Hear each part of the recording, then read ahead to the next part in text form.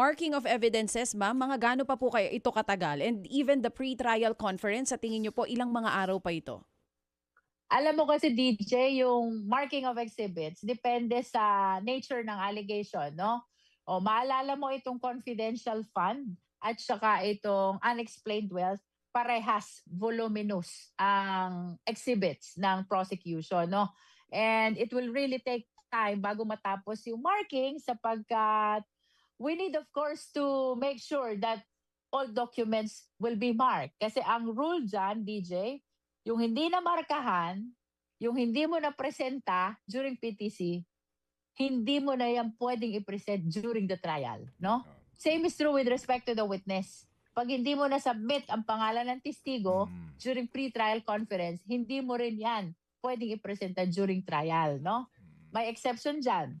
For the witness, kung may issue ng safety and security, pwede mo munang i-reserve ang pangalan, huwag mong pangalanan, and I think kung hindi ako nagkakamali, 3 days before presentation, saka mo i-disclose yung identity.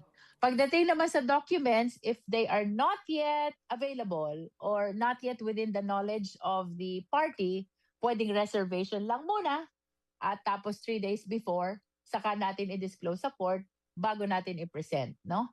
So, as a general rule, yun. Kaya marami tayong documents because gusto natin mamarkahan so that we will not be dealing with the rule of exclusion because hindi mo siya namarkahan during pre-trial conference. No? So, ang sigurado, hindi natin alam kung ilang araw pa yung pre-trial, but definitely before July 6, dapat tapos po ito.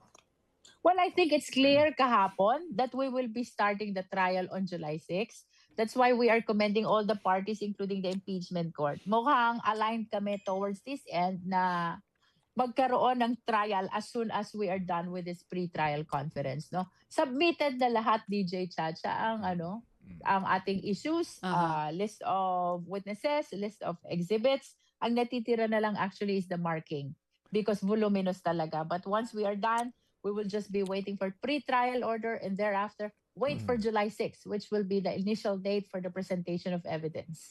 Mga kapatid, patuloy po kayong tumutok sa 105.9 True FM para sa totoong balita, impormasyon, music and entertainment. Mag-subscribe sa aming YouTube channel at podcast at sundan nyo kami sa Facebook, Instagram, X at TikTok sa True Network PH. Bisitahin din po ang aming official website, truefm.ph. At panoorin din kami sa True TV Signal, Channel 19. Kami po ang 105.9 True FM. Laging true sa'yo, kapatid.